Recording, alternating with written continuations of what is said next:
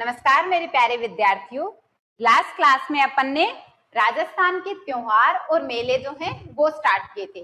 तो हमने देखा था राजस्थान के अंदर श्रावण महीने में मनाए जाने वाले त्योहार और श्रावण के अंदर यानी सावन में भरे जाने वाले मेलों के बारे में अपन ने देख लिया था कि सावन में कौन कौन से मेले भरते हैं, कौन कौन से त्योहार मनाए जाते हैं, ये हमने देख लिया था। तो उसके बाद में कौन सा महीना आता है? तो सावन के बाद आता है भाद्रपद महीना। तो आज हम देखेंगे भाद्रपद यानी जिसे कि देसी भाषा में भादवा बोलते हैं। तो भादवे के अंदर मनाए जाने वाले त्योहार कौन कौन से हैं और कौन कौन से मेले जो हैं जो कि भादवे के अंदर भरे जाते हैं। तो ये हमने देखा था लास्ट क्लास में। जो भी हिंदू महीना है शुरुआत किससे होती है? शुरुआत होती है कृष्ण पक्ष से, यानी कि जिसको क्या बोलते हैं देसी भाषा में अंधेरस जिसको बोलते हैं। जो अंधेरे के जो दिन होते हैं उससे महीने की शुरुआत होती है। स्टार्टिंग के यानी शुरुआत के जो 15 दिन हैं वो होते हैं कृष्ण पक्ष के और बाद के जो 15 दिन हैं वो होते हैं शुक्ल पक्ष के, यानी कि चांदनी वाले, यानी जिसको चांदनी दिन बोलते हैं। ठीक है, तो सबसे पहले हम देखेंगे भादवे के अंदर मनाए जाने वाले त्योहारों को हम आज की क्लास में देखने वाले हैं। इसमें से भी पहले हम देखेंगे इसके कृष्ण पक्ष में मनाए जाने वाले त्योहार, क्योंकि महीने की शुरुआत किससे हो रही है तो हम सीक्वेंस वाइज चलेंगे जिससे कि आपको याद करने में आसानी होगी। ठीक है, तो कुछ भी रटना नहीं है। सावन के महीने में हमने देखा था पहले कौन सा आता है कृष्ण पक्ष, तो कृष्ण पक्ष के त्योहार हमने देख लिए थे। उसके बाद आता है शुक्ल पक्ष, तो शुक्ल पक्ष के त्योहार हमने देख लिए थे। सावन के बाद आता है भादवा यानी भाद्रपद, तो भाद्रपद में भी पहले क्या आता है कृष्ण पक्ष। तो पहले हम देखने वाले हैं कृष्ण पक्ष में मनाए जाने वाले त्योहार, जिसको कि क्या बोला जाता है गांव में अंधेरस बोला जाता है। ठीक है, और उसके बाद आता है शुक्ल पक्ष। तो उसके बाद हम देखेंगे शुक्ल पक्ष में मनाए जाने वाले त्योहारों के बारे में। तो अगर हम कृष्ण पक्ष की बात करें कौन कौन से त्योहार हैं वो मनाए जाते हैं, तो सबसे पहले क्या आती है? सबसे पहले एकम, तो एकम को कोई त्योहार नहीं आता। उसके बाद आती है द्वितीया या फिर जिसको बोला जाता है दूज, तो दूज को भी कोई त्योहार नहीं आता। उसके बाद आती है तृतीया या फिर इसको क्या बोलते हैं तृतीया का बोला जाता है तीज। तो तीज या फिर तृतीया के दिन कौन सा त्योहार मनाया जाता है? इस दिन आती है बड़ी तीज। तो बड़ी तीज कब मनाई जाती है? बड़ी तीज कब मनाई जाती है? तो बड़ी तीज मनाते हैं भादवे के कृष्ण पक्ष की तीज को मनाई जाती है बड़ी तीज। हमने लास्ट क्लास में छोटी तीज के बारे में देखा था। तो छोटी तीज कब मनाई जा रही थी? छोटी तीज मनाई जा रही थी श्रावण महीने के यानी सावन के शुक्ल पक्ष की तृतीया को मनाई जाती है छोटी तीज, और बड़ी तीज मनाई जाती है भादवे के कृष्ण पक्ष की तृतीया को। अब ये बड़ी है, देखो नाम से ही पता चल रहा है बड़ी तीज, तो ये क्या है?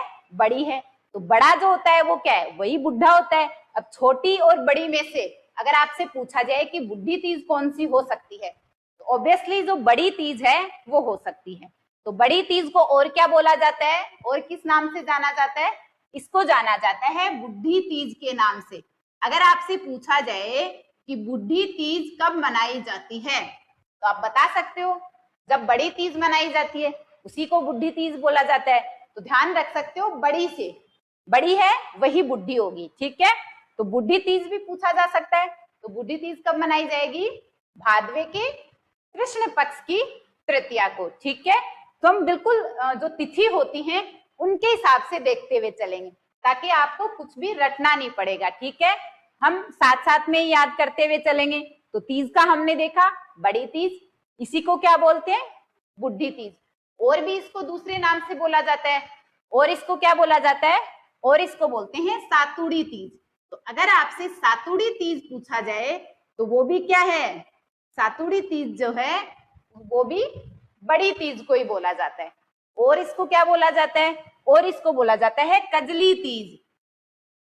तो अगर आपके एग्जाम में प्रश्न आता है कि कजली तीज कब मनाई जाती है या फिर सातुड़ी तीज कब मनाई जाती है या फिर बुढ़ी तीज कब मनाई जाती है या फिर बड़ी तीज कब मनाई जाती है, तो चारों के चारों जो तीज हैं ये मनाई जाती हैं भादवे के कृष्ण पक्ष की तीज को। ठीक है स्टूडेंट, तो ये हमने कृष्ण पक्ष की तृतीया में आने वाले त्योहार देखे। तृतीया के बाद क्या आती है, यानी तीज के बाद आती है चौथ, जिसको चतुर्थी बोलते हैं। तो चौथ को कोई त्योहार नहीं आता। उसके बाद क्या आती है पंचमी, तो पंचमी को भी कोई त्योहार नहीं आता। उसके बाद आती है षष्ठी, या फिर इसको क्या बोलते हैं षष्ठी को, षष्ठी को बोला जाता है छठ। तो छठ या फिर षष्ठी, तो इस दिन मनाई जाती है हल छठ। देखो नाम से ही पता चल रहा है, आपको रटना ही नहीं है। हल छठ, नाम में क्या आ रहा है, छठ आ रहा है, तो हल छठ आ रही है। छठ के दिन मनाई जा रही है। कौन सी छठ के दिन, भाद्रपद महीने की कृष्ण पक्ष की छठ को मनाई जाती है हल छठ। इस दिन बलराम जी जो हैं उनकी जयंती भी मनाई जाती है। तो बलराम जी कौन थे, भगवान श्री कृष्ण हैं, उनके भाई हैं बलराम। तो उनके भाई थे बलराम, उनकी जयंती मनाई जाती है भादवे के कृष्ण पक्ष की छठ को मनाई जाती है। जिस दिन हल छठ होती है तभी होती है बलराम जयंती। और कैसे याद रख सकते हो आप इसको, आपको पता है कि कृष्ण जन्माष्टमी जो है कब आती है, भाद्रपद में, यानी भादवे में आती है कृष्ण जन्माष्टमी। लगभग हमें पता है रक्षाबंधन के आसपास रहती है जन्माष्टमी जो है। तो बलराम जयंती, ये इनके भाई थे, तो दोनों भाइयों की जो जयंती है ये पास पास में आती है। इनके ठीक 2 दिन बाद मनाया जाता है कृष्ण जी का जन्म। तो ये हमने देखा, छठ के दिन हल छठ मनाई जाती है, इस दिन बलराम जी की जयंती होती है। ठीक है, और क्या होता है, इस दिन महिलाएं एक व्रत भी रखती हैं। उस व्रत को क्या बोला जाता है, उसको बोला जाता है ऊब छठ। तो इस छठ को और किस नाम से जाना जाता है, जो भाद्रपद महीने की कृष्ण पक्ष की जो छठ आती है उसको और किस नाम से जाना जाता है, इसको बोला जाता है ऊब छठ। ऊब का मतलब क्या होता है, सबने सुना होगा कि उबा, उबा रहना यानी कि खड़ा रहना। तो ऊब का मतलब क्या होता है कि उबा हो जा, सुना होगा ना गांव में, उब हो जा। तो उबा का मतलब क्या होता है, ऊब का मतलब होता है खड़े रहना। तो ऊब छठ भी इसको बोला जाता है। और इस दिन महिलाएं जो हैं, लड़कियां, महिलाएं, कई जगह पे लड़के भी करते हैं, एक व्रत रखा जाता है। अब नाम से ही पता चल रहा है ऊब छठ, यानी कि खड़े रहने का व्रत है।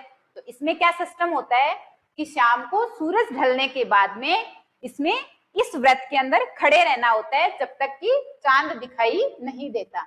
तो इस दिन ये व्रत भी किया जाता है।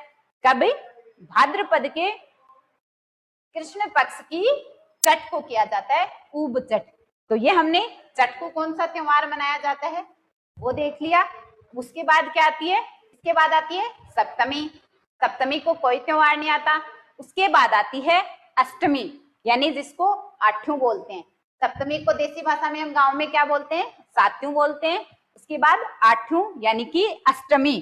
तो अष्टमी को क्या मनाया जाता है, अष्टमी को आती है कृष्ण जन्माष्टमी, यानी कृष्ण भगवान का जन्म दिवस है वो मनाया जाता है। तो देखो ठीक 2 दिन पहले उनके भाई बलराम जी की जयंती आती है, और बलराम जी और कृष्ण भगवान की दोनों की जो जयंतियां हैं वो साथ साथ में आती हैं। ठीक है, 1 दिन का गैप है दोनों में। ठीक है, तो जन्माष्टमी मनाई जाती है, जन्माष्टमी आती है भादवे के कृष्ण पक्ष की अष्टमी को।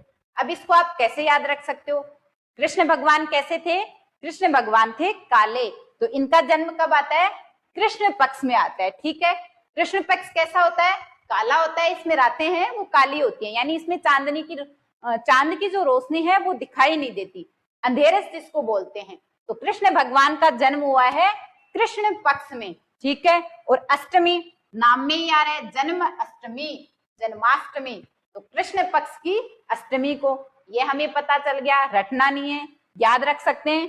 कृष्ण भगवान काले थे तो कृष्ण पक्ष में इनका जन्म आता है, और अष्टमी को आता है कौन से महीने में आता है, तो ये आता है भाद्रपद महीने, यानी भादवे के अंदर। और इससे हम ये भी याद रख सकते हैं षष्ठी हल छठ जो है वो ठीक इनसे 2 दिन पहले। ठीक है, यानी इन दोनों के भाइयों के जो जन्म है वो 1 दिन के अंतराल में आते हैं। ठीक है, तो ये हमने अष्टमी के दिन देख ली। उसके बाद क्या आता है, उसके बाद आता है नवमी। तो नवमी को कौन सा त्योहार मनाया जाता है, यहाँ पे लिख लेते हैं। नवमी को यानी भादवे की कृष्ण पक्ष की नवमी को कौन सा त्योहार मनाया जाता है, तो नवमी को मनाया जाता है गोगा नवमी। तो हम गांव में गोगा जी की पूजा करते हैं, हम मनाते हैं ना गोगा, गुग्गा मनाते हैं, तो ये मनाया जाता है भादवे के कृष्ण पक्ष की नवमी को मनाई जाती है गोगा नवमी, यानी कि जो हमने लोक देवता पढ़े थे गोगा जी, उनकी नवमी मनाई जाती है गोगा नवमी। कब मनाई जाती है, भादवे की कृष्ण पक्ष की नवमी को मनाई जाती है। ठीक है, इस दिन किसान जो है ये अपना जो हल होता है उसके 9 गांठ वाली राखी बांधता है। तो कब बांधता है, गोगा नवमी के दिन। तो 9 गांठ, तो नवमी क्या होती है, 9 होती है, यानी कि 9 गांठ वाली राखी बांधता है किसान जो है वो अपने हल को। कब बांधता है, तो ये बांधता है गोगा नवमी के दिन। अब गोगा नवमी के दिन मेले भी भरते हैं, तो कहाँ कहाँ पे मेले भरते हैं, गोगा जी के मेले भरेंगे, क्योंकि इस दिन गोगा जी का जन्म मनाया जाता है। तो गोगा जी के मेले भरते हैं, कहाँ कहाँ पे भरते हैं, तो एक तो भरता है जहाँ पे गोगा जी का जन्म हुआ था। कहाँ पे हुआ था गोगा जी का जन्म, जब हमने लोक देवता पढ़े थे तब हमने देखा था गोगा जी के बारे में। कहाँ पे हुआ था इनका जन्म, इनका जन्म हुआ था चूरू के ददरेवा में। तो चूरू के ददरेवा के अंदर गोगा जी का जन्म हुआ था। तो एक तो मेला भरता है चूरू के ददरेवा में, और एक भरता है जहाँ पे गोगा मेड़ी है। तो गोगा मेड़ी कहाँ पे है ये भी हमने देखा था, तो गोगा मेड़ी है हनुमानगढ़ के अंदर। तो एक मेला भरता है गोगा मेड़ी, कहाँ पे है, ये है हनुमानगढ़ के अंदर, ये है हनुमानगढ़ के अंदर। तो भादवे के कृष्ण पक्ष की नवमी को गोगा नवमी मनाई जाती है। इस दिन किसान जो है वो अपने हल के 9 गांठ वाली राखी है वो बांधता है। ठीक है, हल क्या होता है आप सभी लोग जानते होंगे, जिससे खेतों की जुताई की जाती है। तो पहले के टाइम तो हलों से ही की जाती थी, हल से की जाती थी, पहले ही जो मशीनरी है वो नहीं थी। ठीक है, और 2 मेले भरते हैं इस दिन गोगा नवमी के दिन। तो एक तो भरता है जहाँ पे गोगा जी का जन्म हुआ था चूरू के ददरेवा के अंदर, और दूसरा मेला भरता है जहाँ पे गोगा मेड़ी है यानी कि हनुमानगढ़ के अंदर। ठीक है स्टूडेंट, तो अब देखो नवमी के दिन हमने देख लिया, उसके बाद क्या आती है, उसके बाद आती है दसवीं। दसवीं को कोई त्योहार नहीं आता। उसके बाद एकादशी या फिर जिसको क्या बोलते हैं ग्यारस बोलते हैं, उसमें भी कोई त्योहार नहीं आता। उसके बाद आता है द्वादशी। द्वादशी को क्या बोलते हैं, जिसको कि बारस भी बोलते हैं। तो द्वादशी या फिर बारस, तो द्वादशी या बारस को कौन सा त्योहार मनाया जाता है, इस दिन मनाया जाता है बच्छ बारस। तो इस दिन क्या मनाया जाता है, बच्छ बारस। अब देखो नाम से ही हमें पता चल रहा है, बच्छ का मतलब क्या होता है, बच्छ का मतलब होता है बछड़ा। तो बस किसको बोला जाता है, बच्छ, बच्छ बोला जाता है जो गाय का बछड़ा होता है उसको बोला जाता है बच्छ। तो बच्छ बारस यानी कि इस दिन बछड़े की पूजा की जाती है, गाय का जो बछड़ा होता है उसकी पूजा की जाती है। तो हमें नाम से ही पता चल रहा है बच्छ बारस, बच्छ यानी कि बछड़ा। तो क्या किया जाता है, बच्छ बारस के दिन बछड़े की पूजा की जाती है। ठीक है, गाय का जो बछड़ा होता है उसकी पूजा की जाती है। कब आती है, अब बारस के दिन आती है, कौन से महीने में, तो भाद्रपद महीने के कृष्ण पक्ष की बारस या फिर द्वादशी को मनाया जाता है बच्छ बारस। इस दिन बछड़े की पूजा की जाती है। और क्या किया जाता है, इस दिन ऐसा माना जाता है कि चाकू का प्रयोग नहीं करते, यानी जैसे कि कुछ भी काटने में, सब्जियां वगैरह काटने में, तो चाकू का कहीं पे भी प्रयोग नहीं करते। ठीक है, तो बच्छ बारस के दिन चाकू का प्रयोग नहीं करती, जो महिलाएं हैं वो घरों के अंदर चाकू का प्रयोग नहीं करती, तो इसमें चाकू का प्रयोग नहीं किया जाता। ये हमने बारस के दिन कौन सा त्योहार मनाया जाता है वो देख लिया। उसके बाद आती है तेरस। तेरस को कोई त्योहार नहीं मनता। उसके बाद चतुर्दशी, जिसको चौदस भी बोलते हैं, कोई त्योहार नहीं मनता। उसके बाद आती है अमावस्या। तो ये हमने लास्ट क्लास में देखा था कि जो कृष्ण पक्ष है उसका अंतिम दिन क्या कहलाता है, तो उसका अंतिम दिन कहलाता है अमावस्या। तो भाद्रपद की जो अमावस्या है, भाद्रपद की जो अमावस्या है उसको क्या बोला जाता है? उसको बोला जाता है सती अमावस्या। इसको क्या बोला जाता है? इसको बोला जाता है सती अमावस्या। और इस दिन एक मेला भी भरता है, तो दिमाग लगाओ कहाँ पे मेला भरता होगा।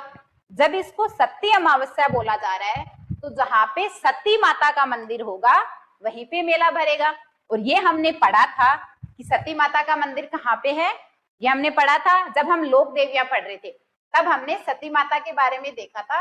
तो सती माता का मेला कहाँ पे भरता है? ये भरता है झुंझुनू के अंदर। सती माता का मंदिर जहाँ पे है वहीं पे मेला भरता है। तो सती माता का मंदिर कहाँ पे है? इनका मंदिर है झुंझुनू के अंदर। तो इस दिन झुंझुनू के अंदर मेला भरता है। ठीक है, तो ये हमने देख लिए भाद्रपद यानी कि भादवे महीने के अंदर कृष्ण पक्ष में, यानी स्टार्टिंग की शुरुआत के जो 15 दिन हैं, जो अंधेरस वाले दिन होते हैं, कृष्ण पक्ष में मनाए जाने वाले त्योहारों के बारे में। तो कौन कौन से त्योहार हैं एक बार देख लो। सबसे पहले तृतीया या फिर तीज को बड़ी तीज, बुढ़ी तीज, सातुड़ी तीज या फिर इसको कजली तीज बोला जाता है। तो चारों में से कोई भी नाम आपके एग्जाम में आ सकता है और आपसे पूछा जा सकता है, जैसे कि कजली तीज कब मनाई जाती है। ठीक है, तो ये हमने देखा तीज के बारे में। उसके बाद छठ को मनाई जाती है हल छठ, जिसे कि बलराम जयंती भी मनाई जाती है। उसके बाद अष्टमी को कृष्ण भगवान का जन्म दिवस आता है, कृष्ण जन्माष्टमी मनाई जाती है। उसके बाद नवमी को गोगा नवमी मनाई जाती है, यानी गोगा जी का जन्म। इस दिन किसान जो है वो अपने हल को 9 गांठ की राखी बांधता है, यानी एक राखी बांधता है जिसके अंदर 9 गांठें होती हैं। गांठें जानते हो, 9 उसमें गांठें बंधी हुई होती हैं। ठीक है, 2 मेले भी भरते हैं। एक भरता है जहाँ पे गोगा जी का जन्म हुआ था, चूरू के धदरेवा के अंदर, और एक भरता है जहाँ पे गोगा जी की मेड़ी है, जहाँ पे गोगा मेड़ी है, वो है हनुमानगढ़ के अंदर। उसके बाद बारस को मनाया जाता है बछबारस। इस दिन बछड़े की पूजा होती है और चाकू का प्रयोग नहीं किया जाता। उसके बाद आती है अमावस्या। अमावस्या को बोला जाता है, भाद्रपद की जो अमावस्या होती है उसे बोला जाता है सती अमावस्या। और इस दिन मेला भरता है जहाँ पे सती माता का मंदिर है। तो कहाँ पे है मंदिर? मंदिर है झुंझुनू के अंदर।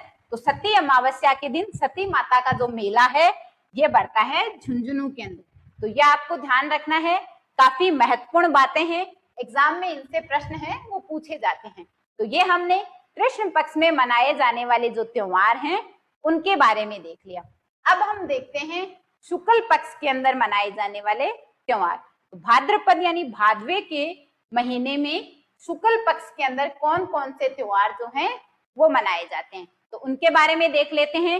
इनको अगर आप नोट डाउन करना चाहो, शॉर्ट में लिखना चाहो तो आप लिख सकते हो। ठीक है स्टूडेंट, उसके बाद हम देखने वाले हैं शुक्ल पक्ष में मनाए जाने वाले त्योहारों के बारे में। अब हम देखते हैं भाद्रपद महीने के शुक्ल पक्ष में मनाए जाने वाले त्योहार। तो भादवे के शुक्ल पक्ष में कौन कौन से त्योहार मनाए जाते हैं? भाद्रपद महीने के शुक्ल पक्ष के अंदर, जिसको कि चांदनी दिन बोले जाते हैं, यानी कि चांदनी वाले दिन जिनमें चंद्रमा की रोशनी रहती है, ठीक है, उजाले वाले दिन होते हैं। तो शुक्ल पक्ष में कौन कौन से त्योहार मनाए जाते हैं? तो सबसे पहले कौन सी तिथि आती है? एकम आती है। तो एकम को कोई त्योहार नहीं मनाया जाता। उसके बाद आती है द्वितीया, या फिर जिसको क्या बोलते हैं, इसको बोला जाता है दूज, द्वितीय या फिर दूज। तो दूज के दिन कौन सा त्योहार मनाया जाता है? दूज के दिन मनाया जाती है रामदेव जयंती। तो रामदेव जी की जो जयंती है ये कब मनाई जाती है? ये मनाई जाती है भाद्रपद, भादवे की शुक्ल पक्ष की जो दूज होती है उस दिन मनाई जाती है रामदेव जयंती। इस दिन एक मेला भी भरता है रामदेव जी का। तो रामदेव जी का मेला कहाँ पे भरता है? ये भरता है रामदेवरा के रुणीचा के अंदर। कहाँ पे पड़ता है रुणीचा? ये पड़ता है जैसलमेर में। तो जो रामदेवरा है ये जैसलमेर में पड़ता है। यहाँ पे रामदेव जी का जो मेला है ये भरता है। कब भरता है? भादवे के शुक्ल पक्ष की द्वितीया को भरता है। ठीक है, कहाँ पे भरता है? ये भरता है रुणीचा के अंदर, जो कि जैसलमेर के रामदेवरा में पड़ता है। तो ये आपको ध्यान रखना है। कई बार पूछा जाता है रामदेव जी का मेला जो है कहाँ भरता है, कब भरता है? तो भादवे के शुक्ल पक्ष की दूज को भरता है और जैसलमेर के अंदर रामदेवरा है, वहां पे है रूणीचा, वहां पे भरता है रामदेव जी का मेला। ठीक है, उसके बाद आती है तृतीया, तो तृतीया या फिर तीज जिसको बोलते हैं, कोई त्योहार नहीं आता। उसके बाद आती है चतुर्थी, उसके बाद क्या आती है? चतुर्थी, या फिर इसको क्या बोलते हैं? चौथ भी बोलते हैं। तो चतुर्थी या फिर चौथ को मनाई जाती है गणेश चतुर्थी। हम सबके प्रिय गणेश चतुर्थी जो है ये मनाई जाती है भाद्रपद महीने के शुक्ल पक्ष की चतुर्थी को मनाई जाती है गणेश चतुर्थी। अब गणेश जी जो हैं वो शिव जी के पुत्र थे, तो और इसको क्या बोला जाता है? इसको शिव चतुर्थी भी बोला जाता है। तो इसको क्या बोलते हैं? शिव चतुर्थी जो है वो भी बोला जाता है, क्योंकि गणेश जी क्या है? शिव जी के पुत्र थे, तो इसको शिव चतुर्थी के नाम से भी आ सकती है या फिर गणेश चतुर्थी। और किस नाम से बोलते हैं? एक इसको कलंक चतुर्थी के नाम से भी बोला जाता है, क्योंकि गणेश जी जो है वो सबके कलंक दूर करते हैं। तो आप याद रख सकते हो गणेश जी क्या करते हैं? सबके कलंक दूर करते हैं। तो इसको कलंक चतुर्थी, तो इसको कलंक चतुर्थी के नाम से भी बोला जाता है। ठीक है, और इसको बोला जाता है चतरा चौथ के नाम से। तो सारे नाम आपको ध्यान रखने हैं, एग्जाम में कोई भी नाम आ सकता है। ठीक है, गणेश चतुर्थी कब आती है? देखो नाम से ही पता चल रहा है, चतुर्थी के दिन आती है। कौन सी चतुर्थी को आती है? तो भादवे के शुक्ल पक्ष की चतुर्थी को मनाई जाती है गणेश चतुर्थी। इसको शिव चतुर्थी भी बोलते हैं, क्योंकि गणेश जी जो है वो शिव जी के पुत्र थे। गणेश जी जो है सबके कलंक दूर करते हैं, तो इसको कलंक चतुर्थी भी बोला जाता है, तथा इसको चतरा चौथ भी बोला जाता है। गणेश चतुर्थी के दिन मेले भी भरते हैं। तो कहाँ कहाँ पे भरते हैं मेले? तो इसके मेले कहाँ कहाँ पे भरते हैं गणेश जी के इस दिन? तो एक तो भरता है त्रिनेत्र गणेश मेला। ये कहाँ पे भरता है? ये भरता है रणथंभौर के अंदर। तो यहाँ पे ऐसे बोला जाता है कि गणेश जी की जो मूर्ति है उनकी 3 नेत्र हैं। तो यहाँ पे जो मेला भरता है, यहाँ पे गणेश जी की जो मूर्ति है उनके 3 नेत्र हैं, तभी तो त्रिनेत्र गणेश मेला। त्रिनेत्र यानी 3 नेत्र, यानी कि गणेश जी के 3 आंखें हैं। तो त्रिनेत्र गणेश मेला जो है ये कहाँ पे भरता है? ये भरता है रणथंभौर के अंदर। ठीक है, कब भरता है? गणेश चतुर्थी के दिन ये जो मेला है ये भरता है। तो ये भरता है रणथंभौर के अंदर। एक और मेला भी भरता है। कौन सा मेला भरता है? एक इस दिन भरता है जैसलमेर के अंदर। तो इस दिन एक और भी मेला भरता है। तो इस दिन एक तो भरता है त्रिनेत्र गणेश मेला रणथंभौर के अंदर, और एक भरता है चुंगी तीर्थ मेला। तो ये जो चुंगी तीर्थ मेला है ये कहाँ पे भरता है? जो चुंगी तीर्थ मेला है ये भरता है जैसलमेर के अंदर। तो ये आपको ध्यान रखना है, चुंगी तीर्थ मेला भरता है जैसलमेर के अंदर। तो गणेश चतुर्थी के दिन 2 मेले भरते हैं, एक रणथंभौर के अंदर त्रिनेत्र गणेश मेला, और दूसरा भरता है जैसलमेर के अंदर चुंगी तीर्थ मेला। तो ये हमने चतुर्थी के दिन मनाए जाने वाले त्योहार देख लिए। उसके बाद क्या आता है? उसके बाद आती है पंचमी, जिसको कि हम देसी भाषा में क्या बोलते हैं? पांचू। तो ये आती है उसके बाद पंचमी। तो भाद्रपद महीने की यानी भादवे के शुक्ल पक्ष की जो पंचमी होती है इस दिन मनाई जाती है ऋषि पंचमी। तो ये आपको ध्यान रखना है, काफी महत्वपूर्ण है ऋषि पंचमी। तो कब मनाई जाती है ऋषि पंचमी? ये मनाई जाती है भादवे के शुक्ल पक्ष की पंचमी को। तो इस दिन क्या किया जाता है? ऋषि पंचमी के दिन 7 ऋषियों की पूजा की जाती है। तो यह आपको ध्यान रखना है, ऋषि पंचमी के दिन 7 ऋषि जो हैं 7 ऋषियों की पूजा की जाती है। तो यह आपको ध्यान रखना है, एग्जाम में पूछा हुआ प्रश्न है, ऋषि पंचमी के दिन 7 ऋषियों की पूजा की जाती है। और क्या होता है इस दिन? जो माहेश्वरी समाज के लोग हैं, माहेश्वरी समाज के जो लोग हैं वो इसी दिन रक्षाबंधन मनाते हैं। अपन रक्षाबंधन कब बनाते हैं? अपन ने लास्ट क्लास में देखा था, सावन महीने की जो पूर्णिमा आती है उस दिन रक्षाबंधन है वो मनाई जाती है। और रक्षाबंधन के दिन श्रवण कुमार की पूजा की जाती है। लेकिन जो माहेश्वरी समाज के लोग हैं ये रक्षाबंधन कब मनाते हैं? तो ये मनाते हैं ऋषि पंचमी के दिन। तो माहेश्वरी समाज के जो लोग हैं ये रक्षाबंधन मनाते हैं ऋषि पंचमी के दिन। तो ये आपको ध्यान रखना है कि ऋषि पंचमी के दिन कौन से लोग जो हैं वो रक्षाबंधन मनाते हैं। तो ये मनाते हैं माहेश्वरी समाज के लोग। एग्जाम में पूछा हुआ प्रश्न है, आपको ध्यान रखना है, माहेश्वरी समाज के जो लोग हैं ये अपनी रक्षाबंधन मनाते हैं ऋषि पंचमी के दिन। तो ये हमने पंचमी को मनाए जाने वाले त्योहार देख लिए। उसके बाद आती है षष्ठी या फिर जिसको बोलते हैं छठ। तो षष्ठी को कोई त्योहार नहीं आता। उसके बाद आती है सप्तमी। तो सप्तमी को देखो आता है क्या कोई त्योहार? उसके बाद आती है सप्तमी, कोई त्योहार नहीं है। उसके बाद आती है अष्टमी। तो अष्टमी को मनाई जाती है राधा अष्टमी। अष्टमी को मनाई जाती है राधा अष्टमी। तो हमने कृष्ण जन्माष्टमी देख ली, हमने कृष्ण भगवान के भाई बलराम जयंती भी देख ली। तो ये तीनों के तीनों यानी राधा जी की जयंती, कृष्ण भगवान की जयंती और बलराम जयंती, तीनों की तीनों जयंतियां जो हैं ये भाद्रपद महीने यानी कि भादवे के अंदर मनाई जाती हैं। ठीक है, इसमें से जो भगवान श्री कृष्ण और उनके भाई जो बलराम जी हैं उनकी जयंती मनाई जाती है भादवे के कृष्ण पक्ष के दिन। तो बलराम जी की हमने देखी थी कृष्ण पक्ष की छठ को मनाई जाती है जिसको कि हलचट भी बोला जाता है, तथा हमने कृष्ण भगवान की देखी थी भादवे के कृष्ण पक्ष की अष्टमी को मनाई जाती है। और देख लो भादवे के अंदर ही आ रही है राधा जी की। तो आपको तीनों अच्छे से याद रह सकती हैं, तीनों में बिल्कुल भी कंफ्यूज नहीं होना। तीनों की जो जयंती है वो एक ही महीने के अंदर आ रही है। तीनों की जयंतियां आ रही है भादवे के अंदर। भगवान श्री कृष्ण और बलराम जी की जो जयंती है ये आ रही है कृष्ण पक्ष के अंदर, और राधा जी की जयंती आ रही है शुक्ल पक्ष में। क्योंकि राधा जी जो है वो क्या थी? गौरी थी। तो उनकी जयंती आ रही है शुक्ल पक्ष में, और भगवान श्री कृष्ण जो हैं वो काले थे तो उनकी जयंती हम मनाते हैं कृष्ण पक्ष के अंदर। और दोनों की जयंती आती है अष्टमी के दिन। कृष्ण पक्ष की अष्टमी को भगवान श्री कृष्ण की जयंती और शुक्ल पक्ष की अष्टमी को मनाते हैं राधा जी की जयंती, यानी कि राधा अष्टमी के रूप में इसको मनाया जाता है। ठीक है स्टूडेंट। उसके बाद आती है नवमी। तो नवमी को कोई त्योहार नहीं मनाते। उसके बाद आती है दशमी।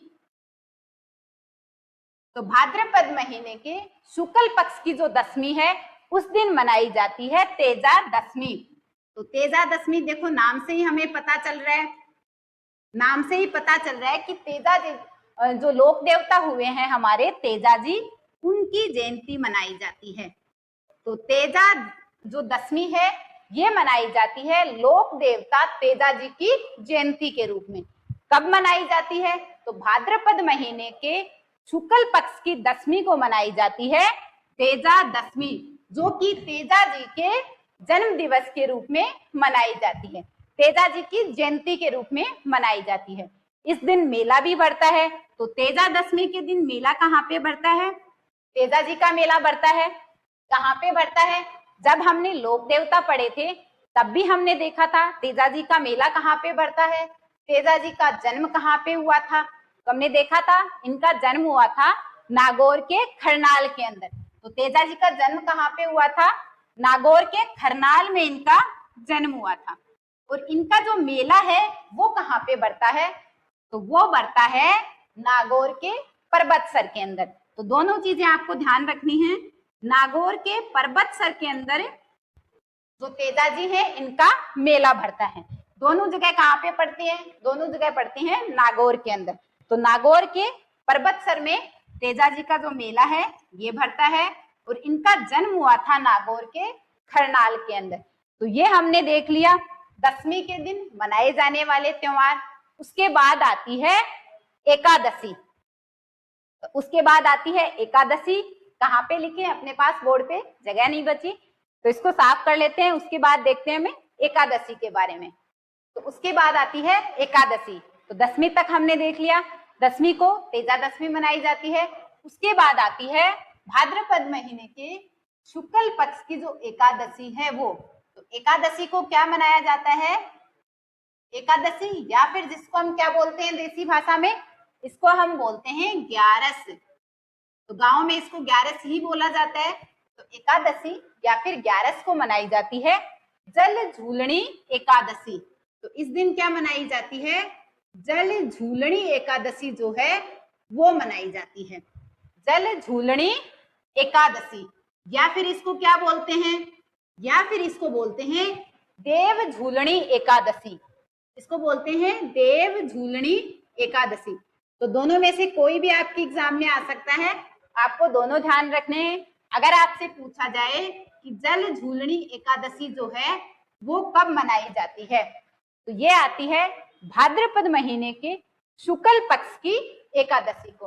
और अगर आपसे पूछा जाए देव झूलनी एकादशी कब मनाई जाती है, तो ये मनाई जाती है भाद्रपद महीने के शुक्ल पक्ष की एकादशी को। तो देव झूलनी एकादशी या फिर जो जल झूलनी एकादशी है, इस दिन क्या किया जाता है, इस दिन भगवान श्री कृष्ण की जो मूर्तियां हैं उनको स्नान करवाया जाता है। तो इस दिन क्या होता है, भगवान श्री कृष्ण की जो मूर्तियां हैं, तो श्री कृष्ण की जो मूर्तियां हैं उनको स्नान करवाया जाता है।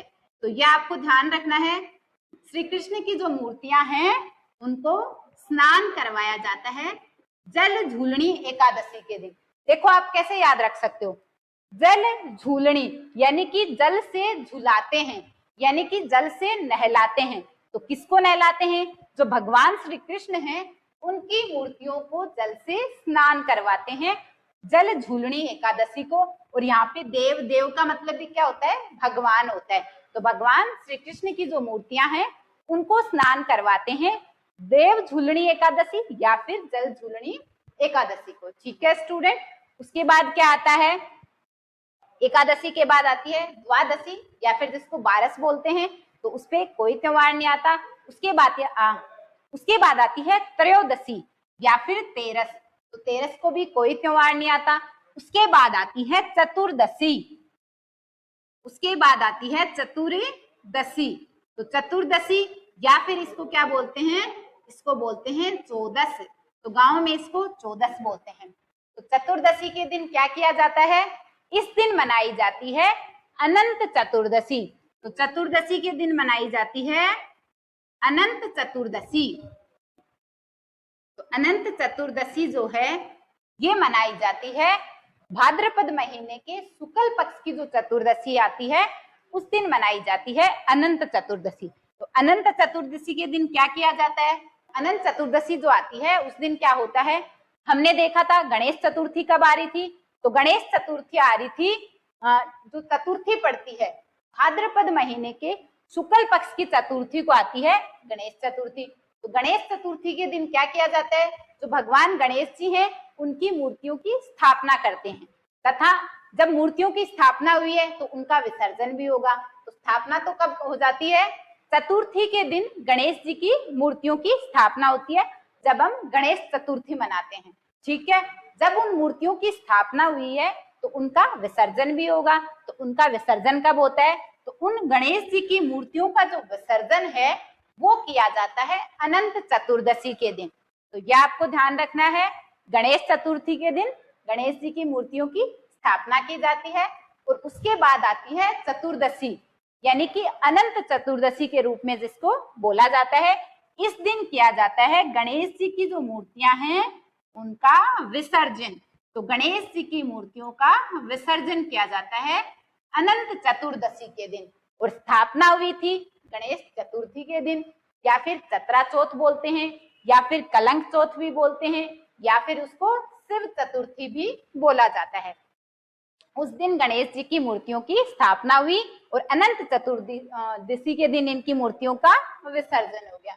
ठीक है स्टूडेंट, तो ये हमने चतुर्दशी के दिन मनाए जाने वाले जो त्योहार हैं उनके बारे में देख लिया। अब चतुर्दशी के बाद क्या आती है, हम शुक्ल पक्ष पढ़ रहे हैं और हमने देखा था लास्ट क्लास में शुक्ल पक्ष का जो अंतिम दिन होता है वो कहलाता है पूर्णिमा।